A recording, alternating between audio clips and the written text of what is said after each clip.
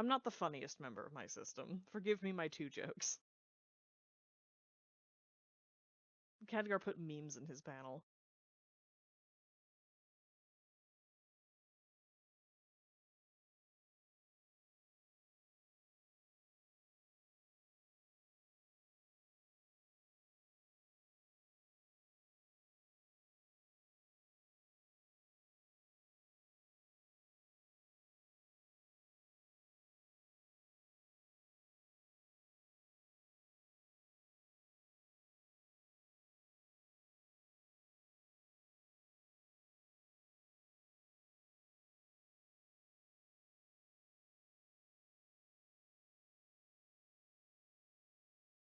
Oh, we had 64 people in attendance. That was the Minecraft number.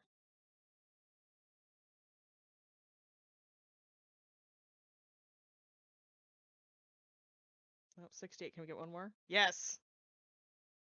Nice.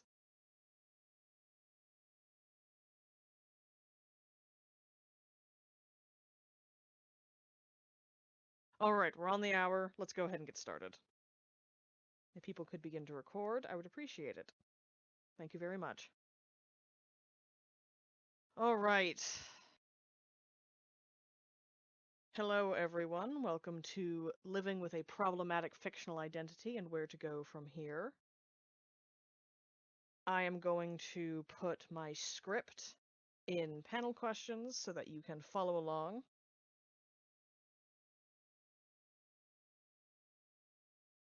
You know, I'm very glad that plural kit slash function actually proxied that as me. It could have been anyone. You can follow along if your audio processing is not going to be able to follow me, or if you just like to have something to look at.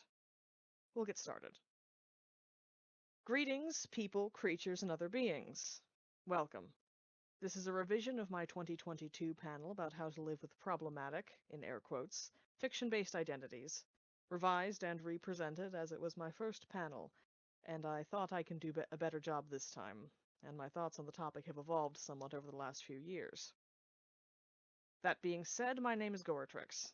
I'm a fictive. Back in my source of Vampire the Masquerade, I did quite a few bad things, the details of which I will not go into here or now, but include betrayal, murder, and other similar acts. If you're curious, I have written entire essays on the topic. Suffice to say that many of my actions were morally repugnant to most, making me quite the moral quandary to some people who encounter me online in this world. Presumably, quite a few of you have had a similar experience. Whether you be fictionkin, a fictive, or something similar, or just know someone who is, some of you undoubtedly have identities that are not as squeaky clean as some people would like. Perhaps they are voluntary, perhaps they are not.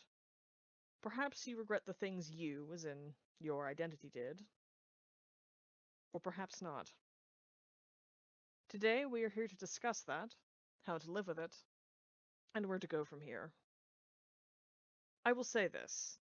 I'm going to be making a case for universal acceptance of people with identities like these. Yes, even those people. Yes, even people who did that, whatever you're thinking about. If you disagree with me, that's fine. As long as you do not harass people, you can think or feel whatever you want. If the concept of accepting people, despite their crimes in another world, upsets you, please feel free to leave this panel at any time. I will not notice and I will not mind. That being said, those who want to have respectful conversation or have respectful questions, whether they disagree with me or not, will have time at the end of the panel to speak up. I can't take questions during the lecture effectively because I am easily distracted and long-winded, a bad combination for staying on script.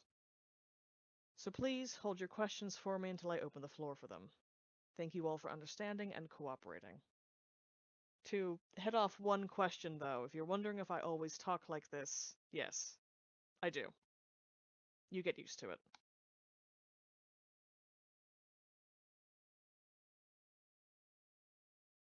No matter what way you spin it, there are identities out there that people don't like. In a broad sense, this is more obvious. There are bigots worldwide. In our community, however, this can be a little harder to spot if you aren't one of the affected, and can be all-consuming if you are. Discourse and purity culture plague us, as do accusations of being abusers, and varying ableist claims of us being sick in the head. Ironic, coming from those battling to get recognition for their kin types and headmates at all, don't you think? Attacking someone for who they are is ridiculous. Most people do not choose their identities, problematic or not. A common argument in the other kin community against outside harassment is that you do not choose to be kin. You just are. Must I spell it out? Must I explain that there is no difference here between someone whose kin type is a wolf and someone whose kin type is a murderer? The identity simply is. By attacking or allowing harassment of these problematic people, and no, I always say that word in air quotes, you are indicating that the entire community deserves harassment. Furthermore, people are not responsible for the actions of their kin types. Yes, they are their kin types, but did they make those decisions now, as the version of the people they are, now? Typically, no.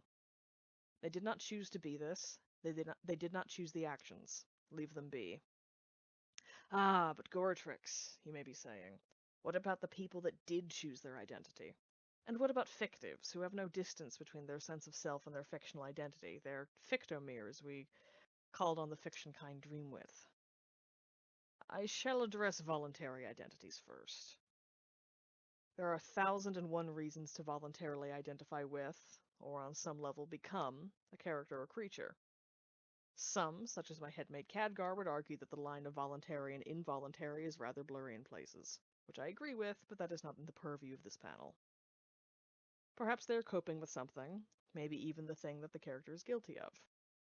Perhaps not. Perhaps they see a shred of who they could have been in this character, given different circumstances, and see them as a different version of themselves to be integrated into their personality and considered.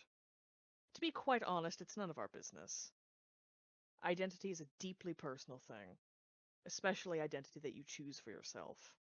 And judging anyone for any reason based on it is going to get messy, unpleasant, immoral, and run into exceptions left and right.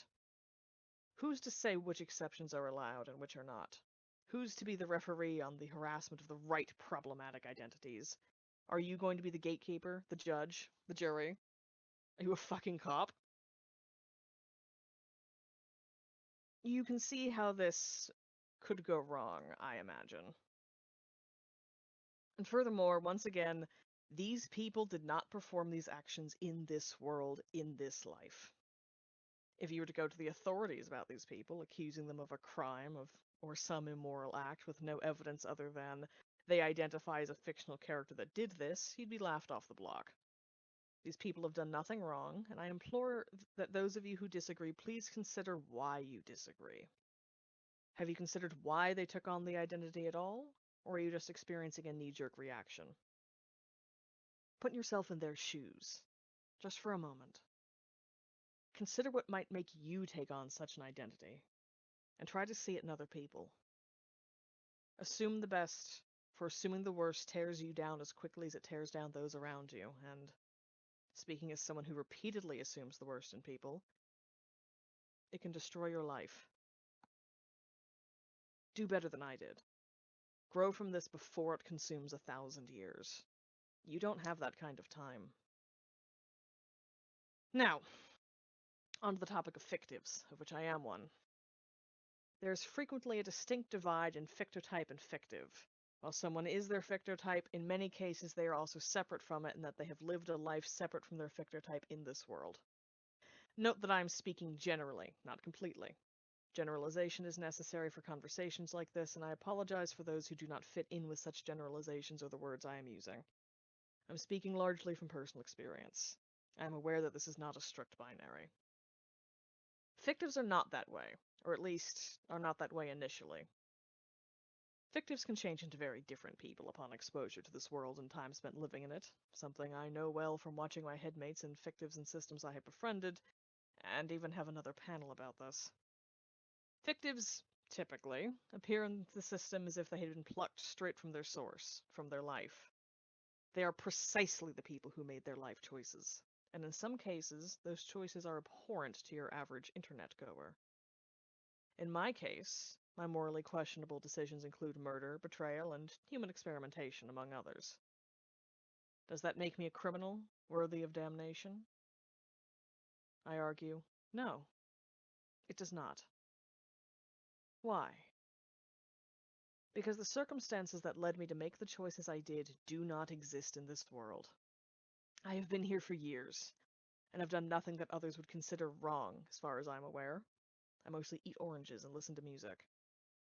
Why is that? My source is Vampire the Masquerade.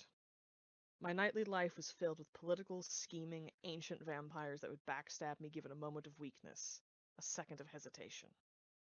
I had to be ruthless, conniving, murderous, or I would be cut down, and I refused to let myself be killed by the world I had been thrust into, nay, that I had clawed my way into living in, desperate to survive. I consider those things that I did necessary, even right. In the situation I was in, the standards for right are quite different. To me, the right thing is to ensure that I, those I care about, and those I am responsible for remain alive, then happy. I have never sought to do harm for no reason. Every time, I had a reason, a purpose, behind what I did. And it was in the name of the preservation of someone or something I found to be more valuable than that which I was destroying. This world, and my system's placement within it, does not force me into those kinds of situations. I have no need to kill, backstab, and lie here, and I argue that if I did, it would not be wrong of me to do so, because trying to merely survive is not wrong. People do what they must, and fictives, even the ones who seem the most horrible, are forged by circumstance just as I was. This applies to fictotypes and all other fiction-based identities too. People do what they must to survive. Alright, say circumstances were not life or death, and someone still did something you consider wrong. Can they be harassed? No. Let me bring up my theory of morality.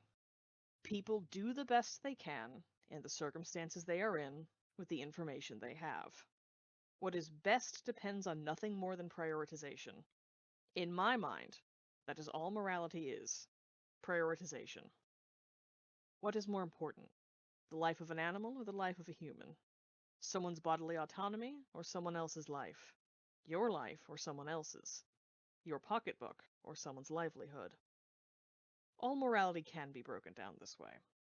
Moral debates happen when two or more people have different moral priorities, and consider each other's prioritization to be wrong in some way. I'm not free of this. I find people who are willing to harm others for mere entertainment to be doing something wrong, but I do try not to throw bricks when living in a glass house. I know my list of actions better than anybody, and I also know that a morality system where my own survival is paramount, second only to the survival of the ones I love, is bound to be seen as wrong by many. This does not bother me. My point in bringing this up is that few people believe that what they are doing is both wrong and unnecessary. People may do things they consider wrong to survive, and hate every minute, or may do things they consider right unnecessarily, but people rarely do what they think is wrong for reasons they believe are unnecessary. People's moral prioritizations are formed by the circumstances in which they are in and were raised. Had I been born into a world with limited or no magic, no vampires, this world, I would be completely unrecognizable. I would be a different man entirely, one that you would likely not consider to be problematic in the first place. If I'd chosen to perform the same actions, unnecessarily, that I did back in my source, when I felt it necessary, morally, for me to do, then perhaps I would be worthy of judgment or retaliation. Furthermore, anything I did in this world would be fair game, because it was done in this world.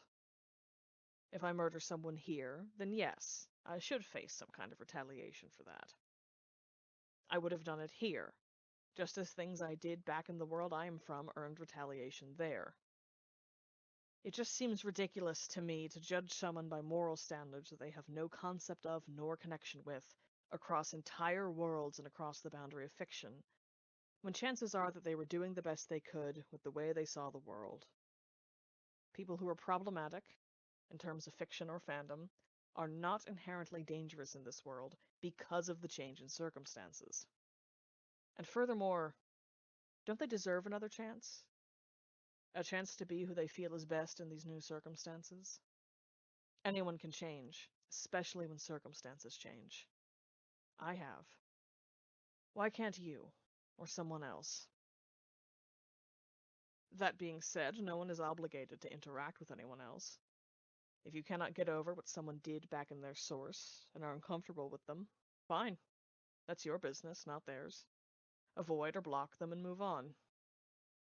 Anyone is well within their right to refuse to interact with anyone for any reason. Harassment, however, is over the line, and I think you all know that. Identity is identity.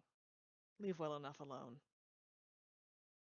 If you are one of these people, as I'm sure many of you are, with a problematic fictional identity, you are not wrong for merely existing. You are not alone. You are not doomed to be hated and reviled forever. And, if you struggle with your identity, you are not doomed to struggle alone forever. Let us move now to the topic of coping.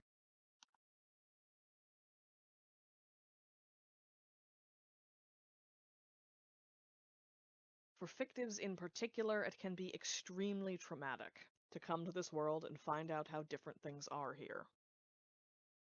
To find out that what you did is so repugnant as to be seemingly worthy of constant harassment and no support. And for fictionkin, learning that your fictotype is someone that did things that you consider horrific can be traumatizing as well. Good God, I cannot imagine learning that I am or was someone who did something that I would consider morally repugnant. Facing that and coming to terms with it can be hard enough without hordes of strangers getting on you about it. People do not need help in feeling bad for who they are. They do need help in accepting it and handling it in a healthy way. There are infinite types of trauma in this situation. My suggestion, overall, is this. Approach it with a policy of self-forgiveness. I know it can be difficult, but listen to me. Remember my definition of morality earlier. You did what you felt was best with the circumstances you were in and the information you had. Forgive yourself for doing differently than you would do now. Changing your priorities, and thus your morality, is not hypocritical. It is growth. Let no one take that from you. Let no one take what you find precious in your identity from you, because it may be your past, or a parallel present, or something that your mind latched onto because it was important to you. Let no one take this from you. Forgive yourself, if need be, and never let anyone make you feel like you cannot do that, or like you don't deserve to do that. Defend yourself from those who would wrong you for the things that were done in your source. Defend yourself from your own mind, which may seek to attack you over perceived unforgivable sins. This is a fresh slate if you want it. There is no point at which you do not deserve it. My suggesting on coping and dealing with cruelty from the community is quite simple, but I have found it effective. It comes in two parts. 1. Block liberally. Fuck 'em. And 2. Find a small group that accepts you and stick primarily to them. There are community spaces that facilitate this, but you can also form small groups of friends. Discord DMs, email chains, Snapchat threads, whatever works for you. Block those who will not accept you and allow yourself to befriend those who will. If people would hurt, harass, or exploit you for things done in your source, block them. The block button is there to protect you. You have been given a potent tool. Use it. Consider it a form of taking care of yourself, and, if need be, self-forgiveness. You don't have to put up with any behavior you don't want to. I block people for the crime of being slightly annoying. You can block to protect yourself. It isn't a moral judgment, and isn't even always personal. Just block. Finding friends you can trust is harder, and admittedly, I am not the best person to ask about this.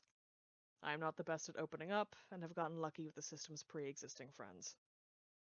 Furthermore, I have had little need to cope with my identity, although I have watched multiple fictives and our and other systems have to deal with it. So my advice here is somewhat limited, but here is another suggestion. Work on accepting and understanding your identity. Journal. Make posts, do long-form writings, answer prompts. Whatever helps you unpack everything. Whatever helps you understand and record, do it. I thought it silly at first, but after I started doing long-form writings, I never looked back. I enjoy them immensely and wish I had more time for them. People will find you. Talk to those with similar experiences and let them in a little.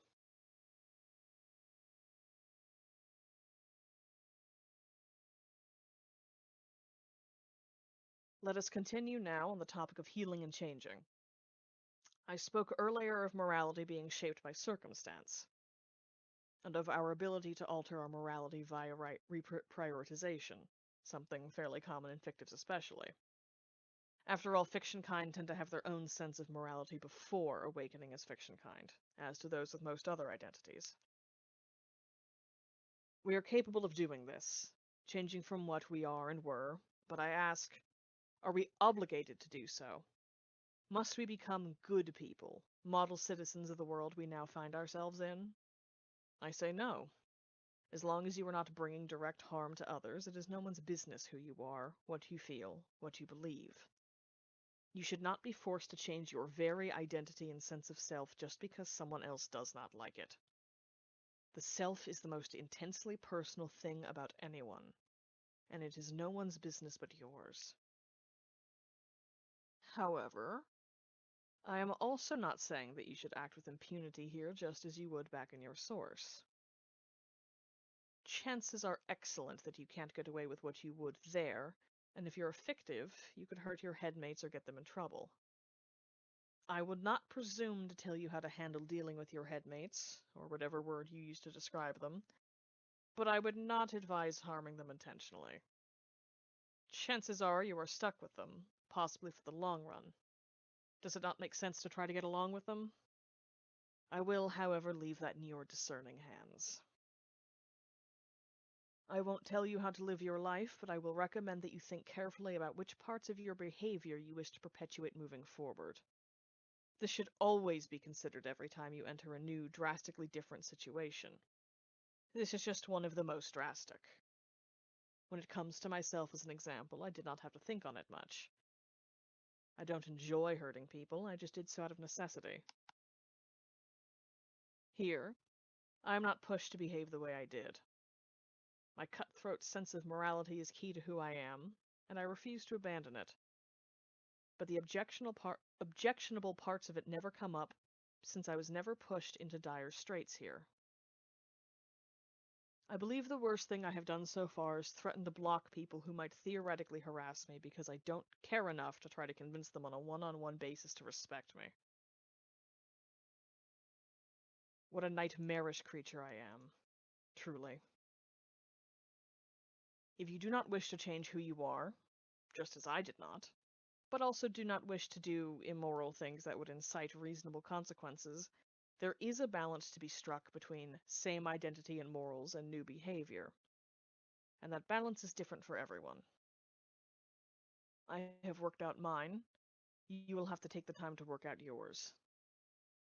If you need a sounding board for that, my inbox is open, both on Tumblr and Discord, and the Fiction Kind Dream With is a good place for a more public space while still being small and slow going.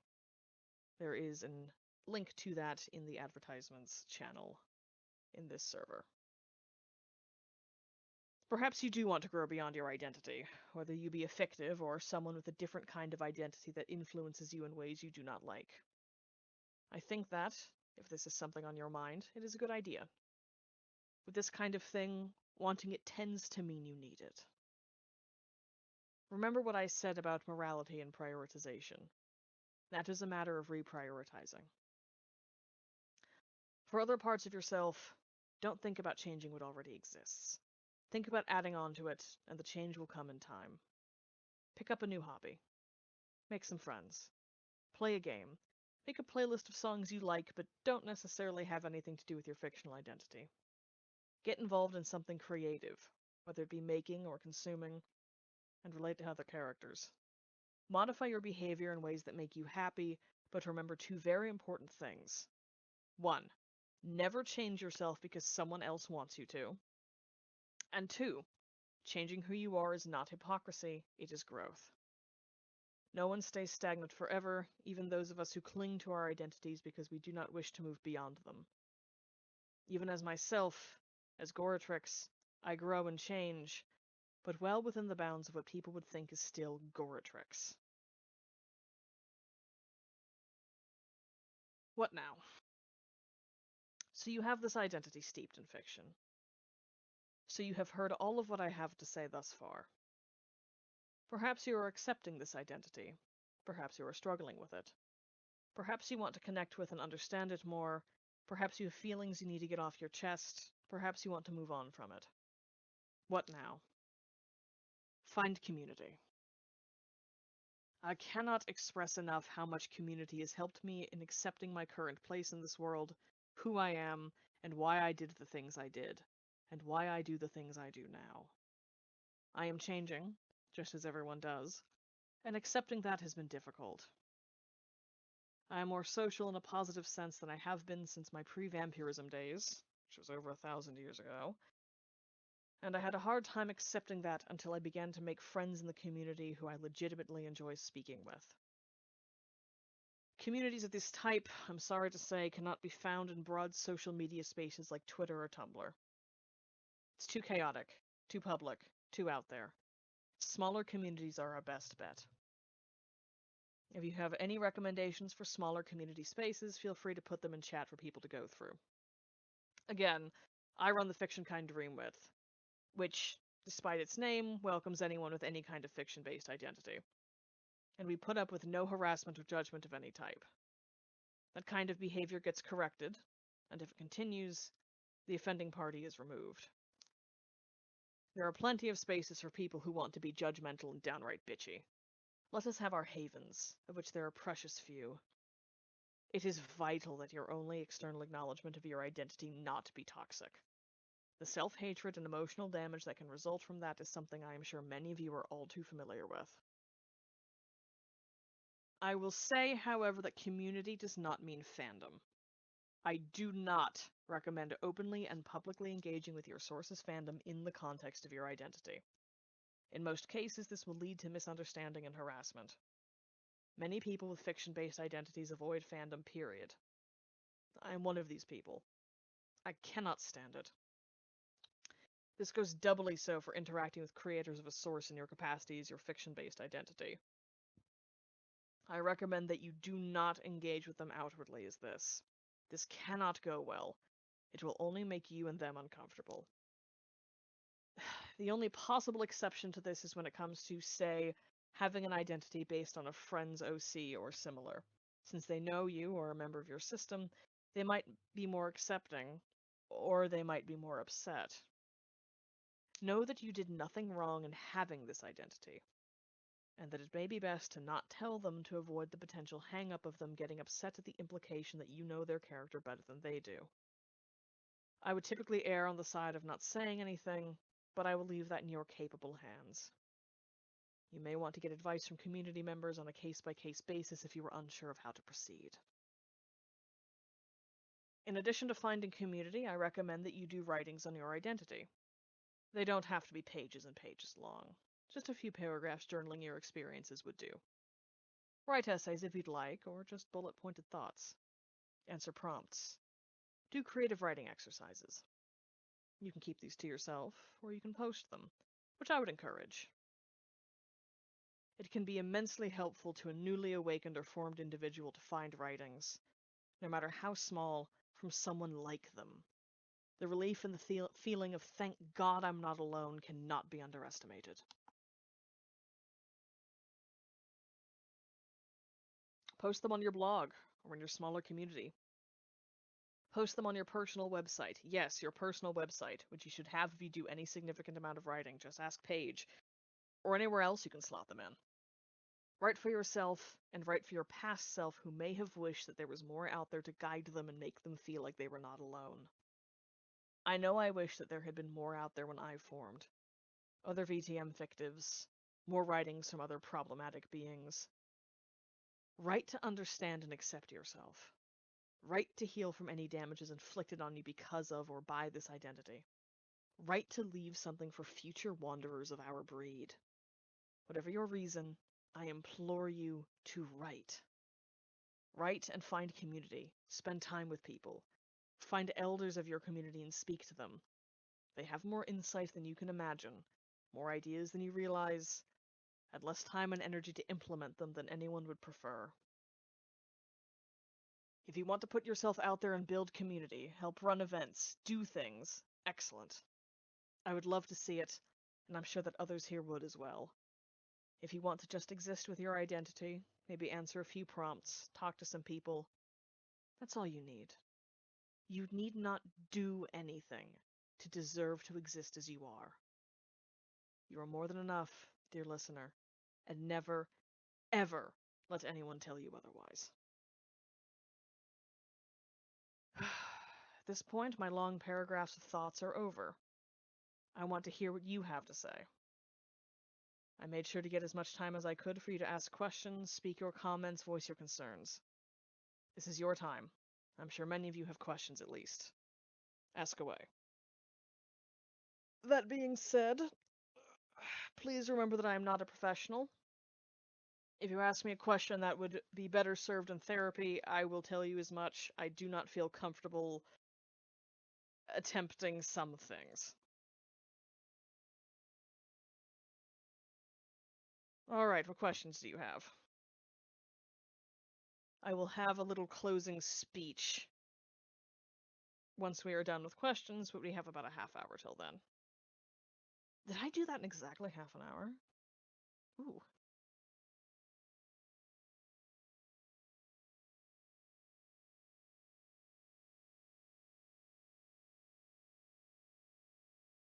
Let's see. Dream with Maya. The Eighth Doctor asks, where is a good place to put a blog? I'd like to have a go writing myself. There are a lot of locations for this. Tumblr's popular. I would say a good place would be Dreamwith for longer form writings. It's stable, it's a little slow paced, it's not likely for you to get dogpiled. If anyone has suggestions, please put them in the panel chat. Please do not list them in the panel questions.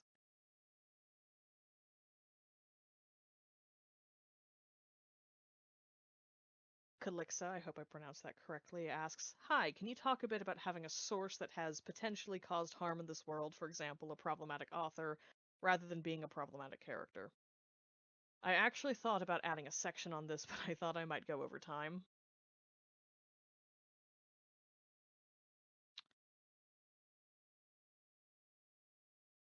I would say, once again, there is nothing wrong with having the identity you have. If your source is problematic, if the author is bad, that is not your fault. You are doing nothing wrong by existing. The same things apply. Writing privately about your experiences is not going to give JKR money, for example. I know a lot of people who have, for example, Harry Potter as a source have really struggled with this.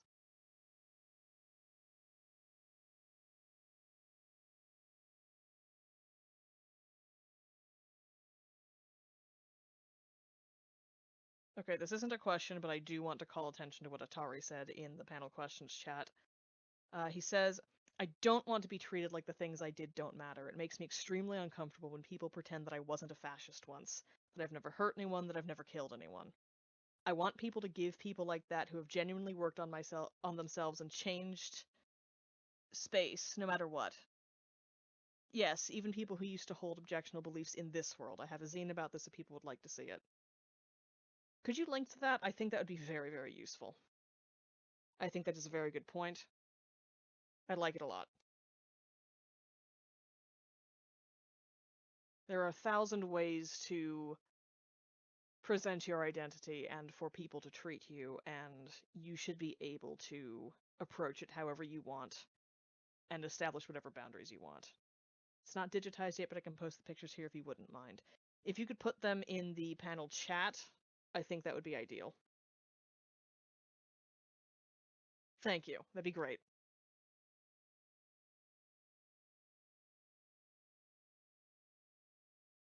Atlas asks, we might already know the answer to this, but seeing my source on DNI lists is really upsetting to me.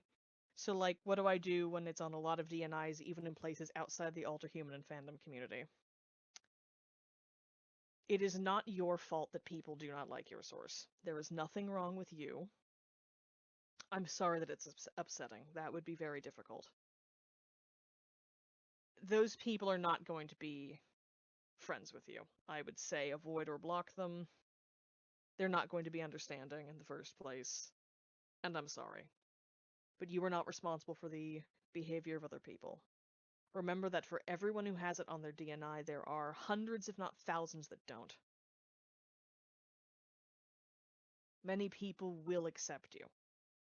It's just that the people that won't tend to be a little louder.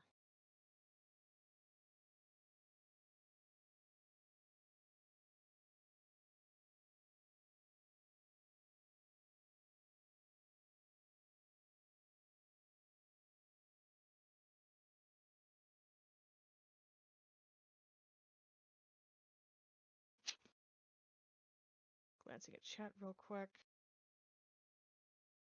Thank you to everyone who's linking to things that people are asking for. And thank you, Chaya. You're being my little errand boy. That's my boyfriend. Everyone wave to Chaya in chat.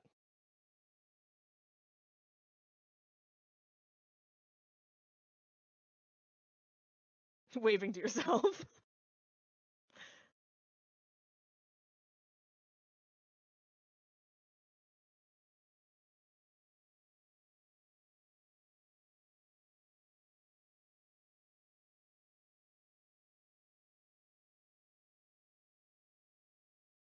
Oh, I hope I pronounced this right. Aristotin asks, do you have any gear or otherwise external features like voice training or such that you openly express relating to your source? Well, I talk like this, and our body usually sounds like this. So I've worked on that, but no formal voice training. I wear a cloak sometimes when it's cool enough to do so. I like my cloak. I wish I had a staff.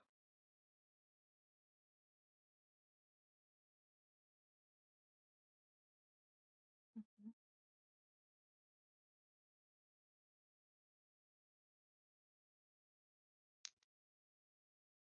Let's see.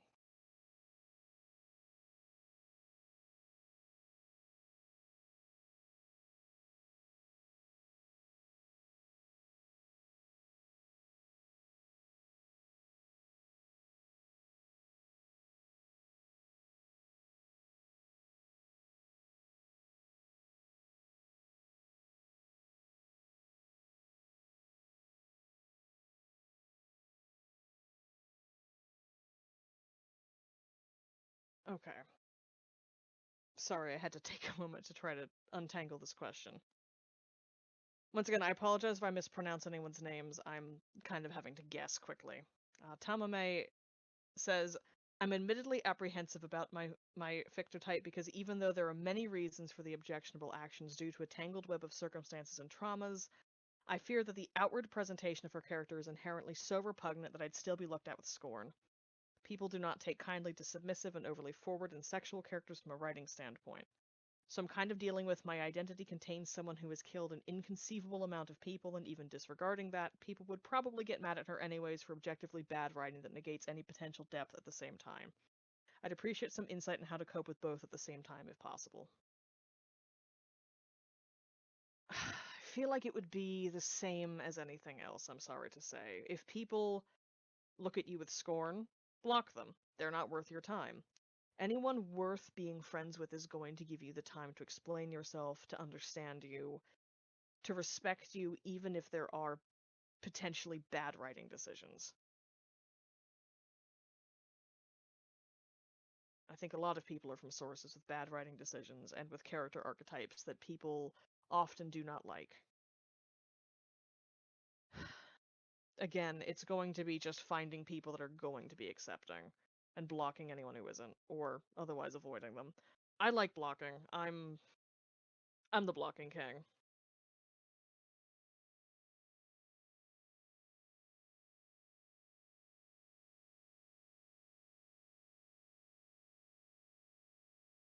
Mhm.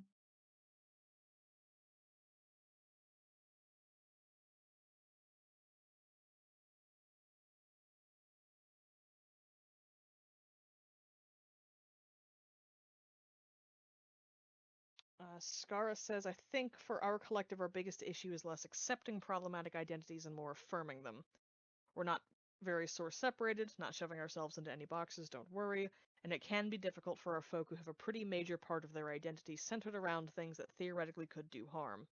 We try to find ways for them to do harm without doing real harm to us or our life, but it boils down to play video games where you think you can be terrible and right about your source, and I'm curious to see what other problematic fiction folk would have to say in terms of what one can do to affirm that. I think I think I would like people to give ideas on this. I'm coming up blank.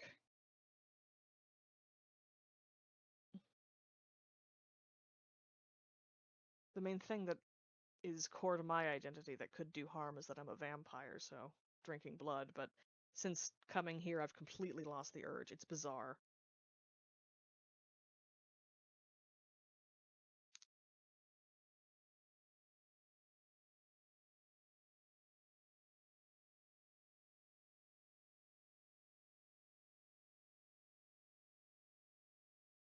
Daryl asks, I would like to preface my question with a thank you for this panel. It's something I really needed to hear, especially from someone I don't know and does not have pre-existing notions of me. You're welcome. I attended a panel not dissimilar to this one, and it very much helped me. But as an actual question, even if you know you have changed and grown as a person and your circumstances are different, do you have any advice, for lack of a better term, believing it? As in, I know this is true, but it feels like no matter how hard I try, I can't quite make it stick. I have a very hard time with understanding my own personality and who I am. The best method I have found for this is to make friends and to talk to them about it, about how I come across, how I act. Not shaping your entire identity around how people talk to you, but helping to use them as a mirror, more or less. It helps to have that outside reassurance that you're doing better or different. Sometimes it doesn't work from inside, even sometimes with headmates, which is frustrating.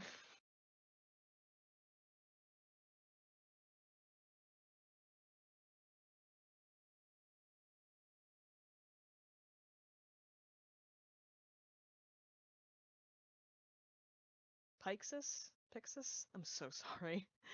Asks, do you have any advice on having a name that's very recognizable to your source, as in, it is only used when there is no problem, there is no plausible deniability, and so if you go by it, you're just broadcasting your identity. A lot of people view my source as inherently problematic and cannot be engaged with because some of the people on there were terrible people.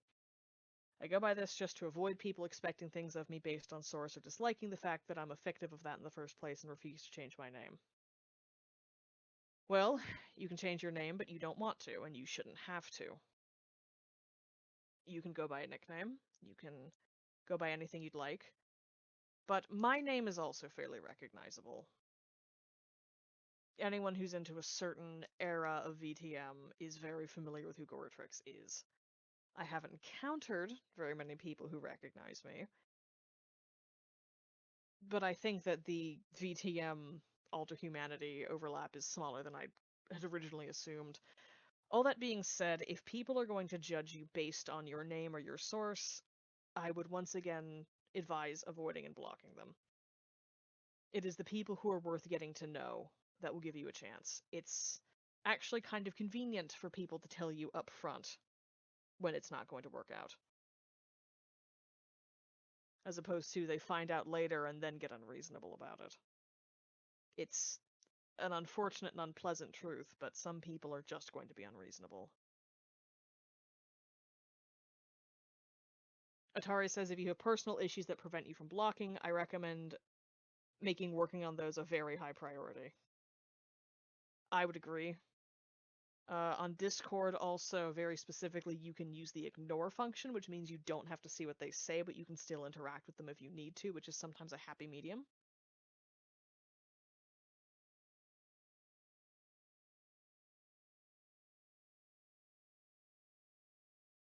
Let's see.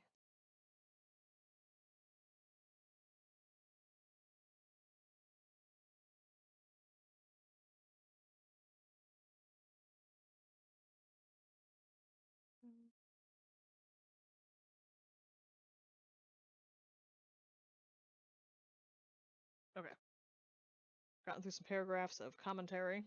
I do appreciate the commentary that's sent, but it does take me a little bit to read through it. I'm just not reading it out loud because I mostly want to save that for questions.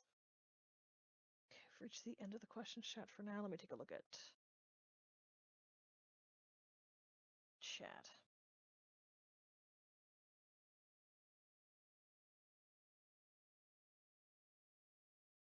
I think most alter humans into Vampire the Masquerade are vampires, you know, like energy vampires and sanguinarians and hybrids, not fiction folk. Probably.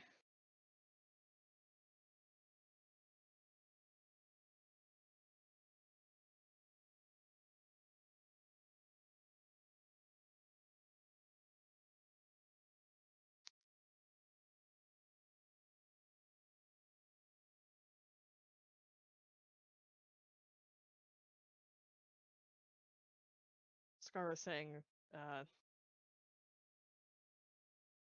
his system just punts anyone who's judgmental about the names and who everyone is. Agreed. Sorry, I tripped. I tripped ass over tea kettle over trying to say they is in your system, but also not trying to sound like I was misgendering you.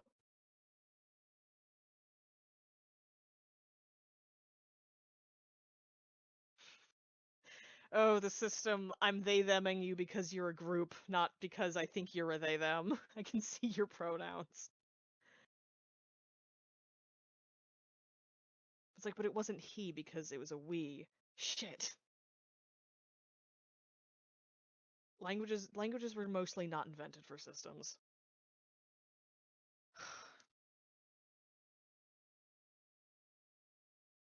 Such a fucking struggle.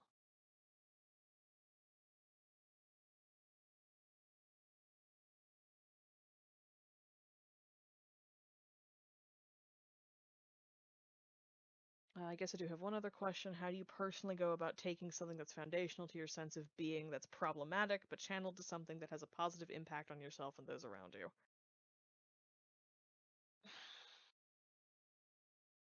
Hmm. Well, I think I less channel the problematic parts of me and more the parts that get along with other people. I am capable of a great amount of cruelty, and I don't try to turn that cruelty around into something positive. I just try not to use it. Hmm. I'm sorry I haven't had good answers for your questions. They're very good questions.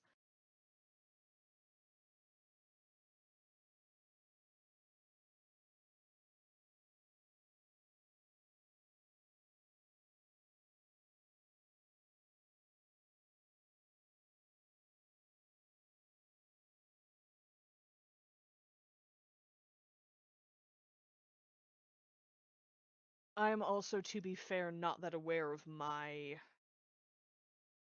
the inner parts of myself particularly well. Many of my headmates are extremely self-aware. I am not. I'm made of clay in a way that they are not. So trying to dissect pieces of me is kind of like trying to mold glue with your fingers.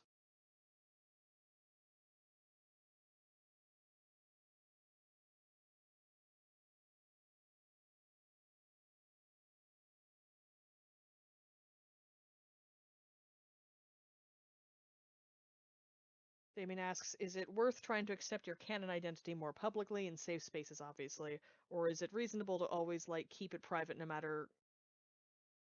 matter who you are, I think. Or could you or that you could, reaffirm the guilt more around canon. Hmm.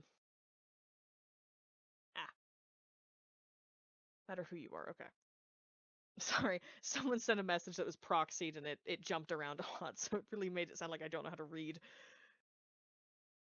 Um I feel like trying to accept your identity publicly or keeping it private is reasonable both. It is ultimately your decision if you want to talk about who and what you are, or if you want to keep it to yourself. That information is owed to no one, but also you have the right to be yourself if you so desire.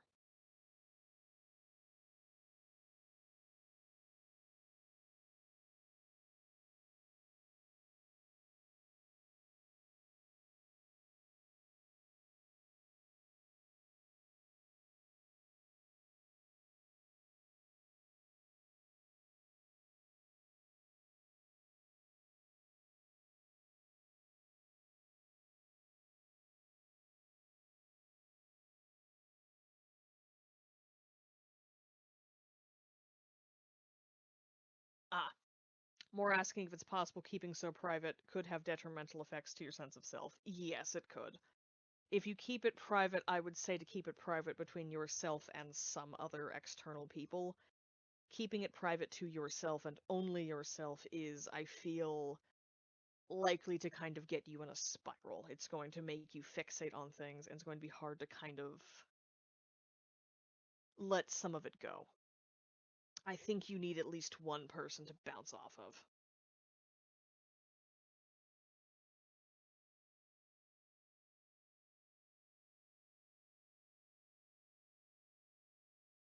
If I never talked to anyone about who and what I am, I'd lose my mind. Just personally.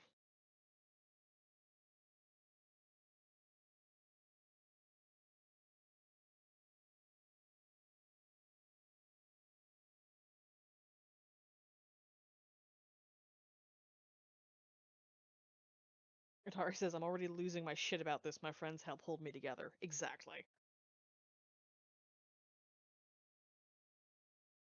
Pencil says, if you're stuck on a single lens, try someone else's lens. Their glasses are obviously different. Yes. Yes. Sometimes I look at myself and I don't see anything good, and then I turn to Chaya, and he's like, well, no.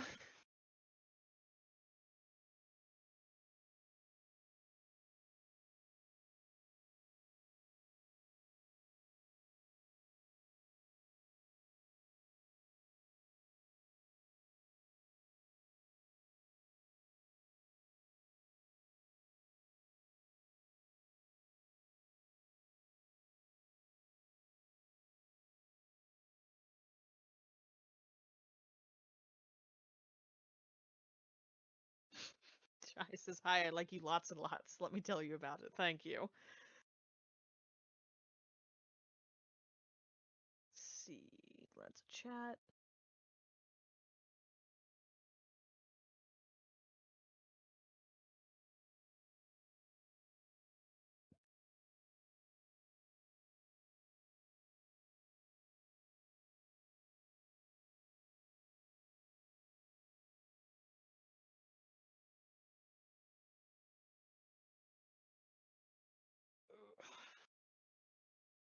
I've been talking so long that my lizard fell asleep.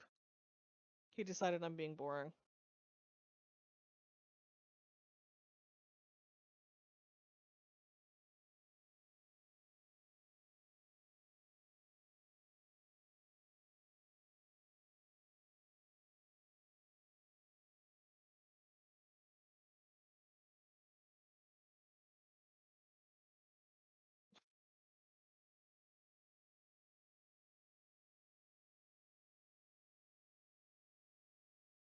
Alright, do we have any other questions?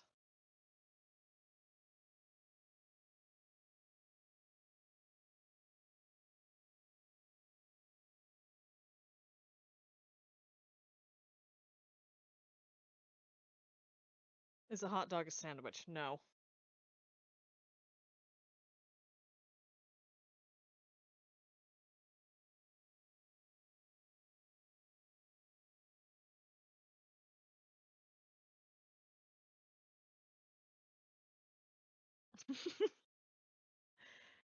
Did you just like say no?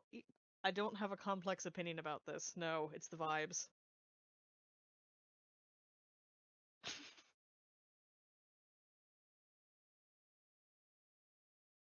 Okay, I see we just have food questions.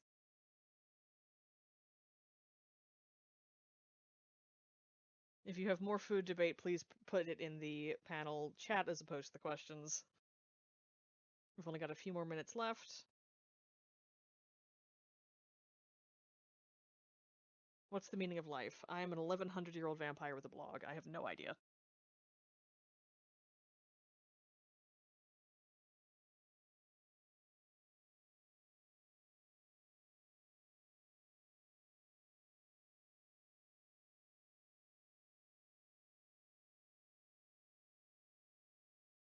Is being a vampire quite draining? No, actually. This is great. Alright. I think we might be out of questions.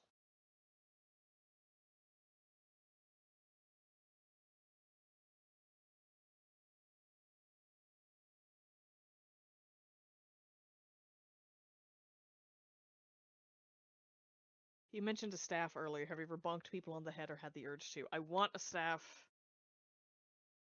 in this world. I do have one back in source, and yes, I bonk people.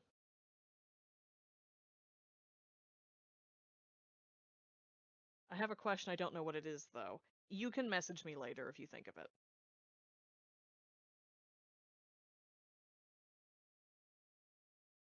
Ooh, a question. One of my fiction hearts has two popular fandom interpretations. One is significantly less problematic. I identify with the problematic one. Do I even try to correct that misinterpretation of people thinking I don't identify with the problematic elements? If you feel comfortable doing so, or more comfortable being upfront with who and what you are and the way that you interpret that, I would say go for it. If you feel like it's unsafe, I wouldn't and would avoid the people who make you feel unsafe. I feel as though acknowledging who you are directly is usually a better policy, but that's up to you.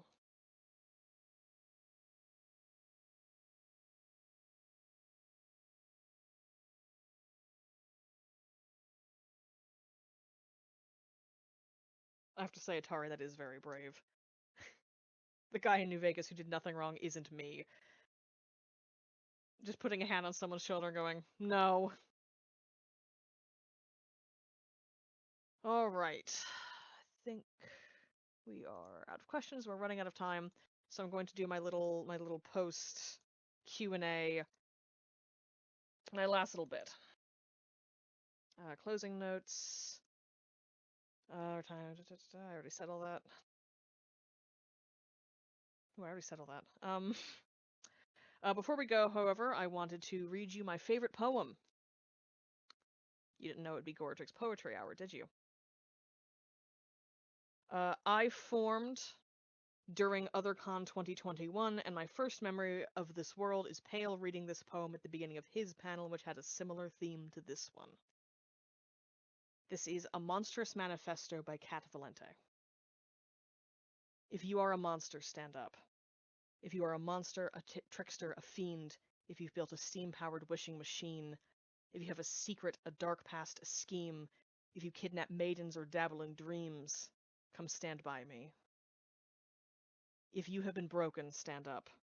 If you have been broken, abandoned, alone, if you have been starving, a creature of bone, if you live in a tower, a dungeon, a throne, if you weep for wanting to be held, to be known, come stand by me.